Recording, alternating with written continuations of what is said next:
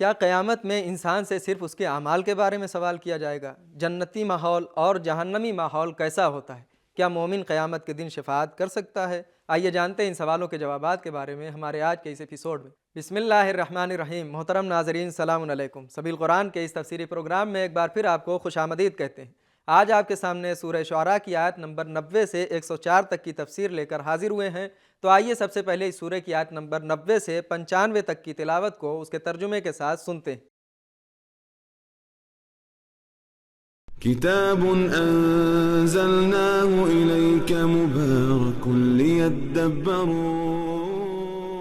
آياته وليتذكر أولو الألباب بسم الله الرحمن الرحيم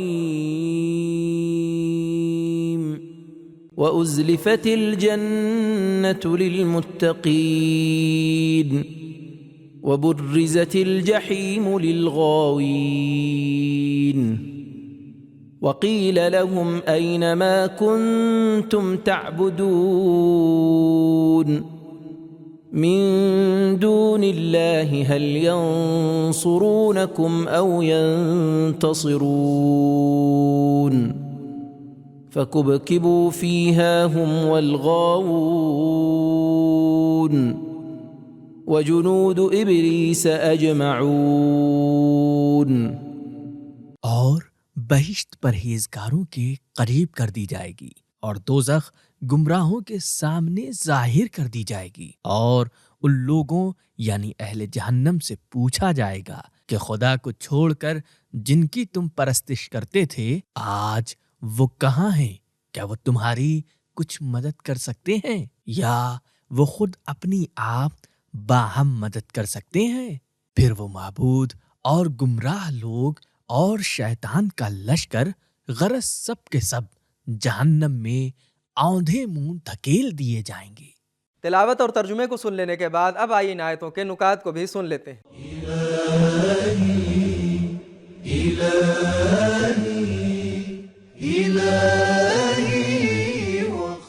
ازلفت قریب ہونے کے معنی میں ہے اور برزت بروز سے بنا ہے جس کے معنی ہے ظاہر ہونے کی۔ غاوین غوا سے بنا ہے جس کے معنی ہے ایسا شر اور جہالت جو عقیدے کے خرابی کی بنا پر ہو۔ کب کے معنی ہے منہ کے بل زمین پر گرنا، اور کب کے معنی میں لگاتار منہ کے بل زمین پر گرنا، گویا جہنمی لوگ لگاتار گرتے جائیں گے اور جہنم میں پہنچ جائیں گے۔ جیسا کہ ایک پتھر اوپر سے نیچے گرتا ہے تو بار بار زمین پر لگتا ہوا آگے بڑھتا ہے۔ امام محمد باقر علیہ السلام اور امام جعفر صادق علیہ السلام فرماتے ہیں، وہ لوگ جو عدل و انصاف کی باتیں کرتے ہیں لیکن عمل کے مرحلے میں عدل و انصاف نہیں کرتے، اس آیت کے مصداق ہیں۔ فَكُبْكِبُوا فِيهَا هُمْ وَالْغَاؤُونَ، تفسیر نور الثقلین۔ تفسیر اطیب البیان کے مؤلف نے بیان کیا ہے کہ جنت کے نزدیک ہونے اور جہنم کے نمودار ہونے سے مراد یہ ہے کہ مومن کی قبر میں جنت کا دروازہ کھل جائے گا اور کافر کی قبر میں جہنم کا دروازہ۔ نکات کو سن لینے کے بعد اب آئیے ان آیتوں میں موجودہ پیغامات کو بھی غور سے سنتے ہیں۔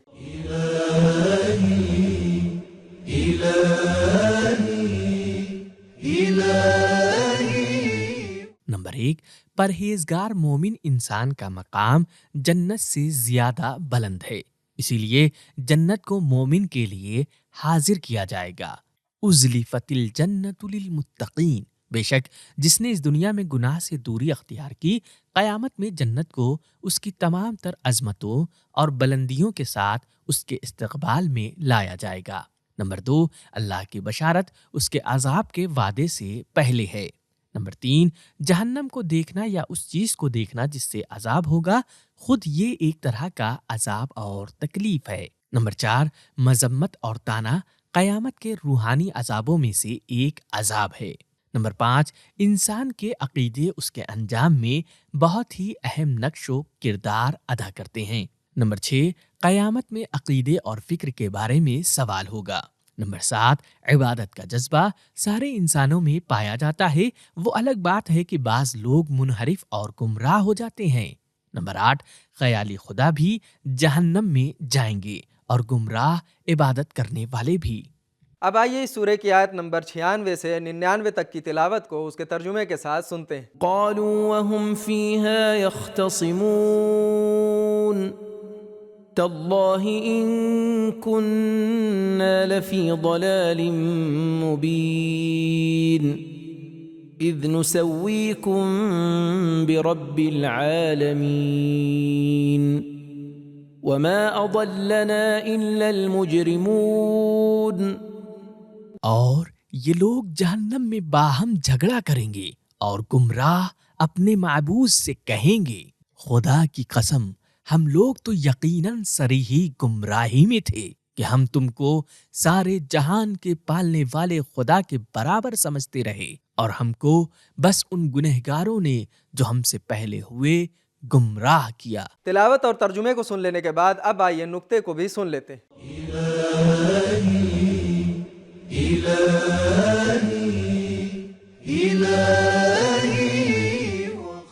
جنتی ماحول سلامتی، سکون و اطمینان ہے، لیکن اس کے برخلاف جہنمی ماحول ہمیشہ لعنت، ملامت اور دشمنی سے بھرا ہوگا۔ پیروکار اپنے فاسد و خراب رہبروں پر لعنت بھیجیں گے، گناہ گار افراد شیطان کی ملامت کریں گے، مشرکوں سے ان کے خدا نفرت کا اظہار کریں گے، مجرم ایک دوسرے سے بیزاری اختیار کریں گے۔ ان تمام چیزوں کے بارے میں قرآن میں بہت سی آیتیں موجود ہیں۔ نقطے کو سننے کے بعد اب آئیے ان آیتوں میں موجودہ پیغامات کو بھی سنتے ہیں۔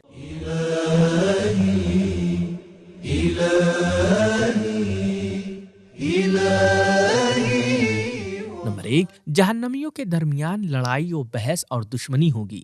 مشرک لوگ اپنے خداؤں کے ساتھ ہمیشہ لڑتے رہیں گے۔ نمبر 2، قیامت میں وہ عشق جو مقدس اور اللہ کے لیے نہ ہو وہ کینہ اور دشمنی میں بدل جائے گا۔ یختصمون سورہ زخرف کی آیت نمبر 67 میں ہے، الاخلاء یومئذ بعضهم لبعض عدو الا المتقین۔ نمبر 3، قیامت میں ضمیر بیدار ہو جائیں گے۔ نمبر 4، جس شخص کو یا جس چیز کو بھی اللہ کے مقابلے میں قرار دیں گے گویا ہم نے شرک کیا ہے۔ نمبر 5، قیامت میں ہر شخص اپنی کمی دوسرے کی گردن پر ڈالیں گے۔ نمبر 6، قیامت میں مشرک لوگ اپنے رہبر اور لیڈروں کی شکایت کریں گے۔ اب آئیے اس سورہ کی آیت نمبر 100 سے 104 تک کی تلاوت کو اس کے ترجمے کے ساتھ غور سے سنتے ہیں۔ فما لنا من شافعين ولا صديق حميم فلو أن لنا كرة فنكون من المؤمنين إن في ذلك لآية وما كان أكثرهم مؤمنين وإن ربك لهو العزيز الرحيم۔ تو اب نہ کوئی صاحب ہماری سفارش کرنے والے ہیں اور نہ کوئی دلبند دوست ہے، تو کاش ہمیں اب دنیا میں دوبارہ جانے کا موقع ملتا تو ہم ضرور ایمانداروں سے ہوتے۔ ابراہیم کے اس قصے میں بھی یقیناً ایک بڑی عبرت ہے، اور ان میں سے اکثر ایمان لانے والے تھے بھی نہیں، اور اس میں تو شک ہی نہیں کہ تمہارا پروردگار سب پر غالب اور بڑا مہربان ہے۔ تلاوت اور ترجمے کو سننے کے بعد اب آئیے ان آیتوں کے نکات کو بھی سنتے ہیں۔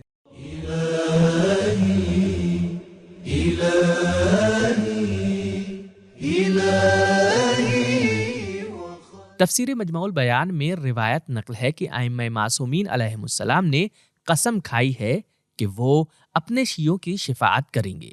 امام جعفر صادق علیہ السلام کا ارشاد ہے، قیامت کے دن مومن انسان اپنے گھر والوں کی شفاعت کرے گا۔ تفسیر مجمع البیان۔ امام جعفر صادق علیہ السلام فرماتے ہیں، خدا کی قسم قیامت کے دن ہم اپنے شیعوں کی اتنی شفاعت کریں گے کہ گمراہ اور منحرف لوگ اعتراض کرنے لگیں گے۔ نکات کو سن لینے کے بعد اب آئیے ان آیتوں میں موجودہ پیغامات کو بھی غور سے سن لیتے ہیں۔